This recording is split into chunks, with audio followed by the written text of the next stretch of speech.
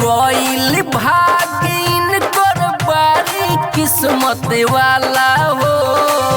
कुंभ वाला मेलावा में बेचत रहली माला हो। कुंभ वाला मेलावा में बेचत रहली माला हो।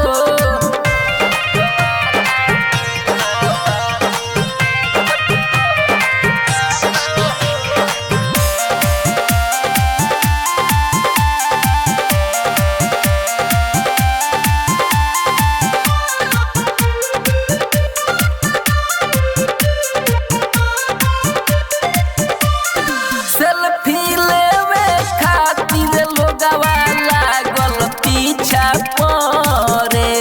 माला बेचल छोड़ के चली गईली अपना घरे। सेल्फी लेवे खातिर लोगवा लागल पीछा परे। माला बेचल छोड़ के चली गईली अपना घरे। मंटू छोटू चौहान देखे खातिर ई तो जाला हो। कुंभ वाला मेलावा में बेचत रहली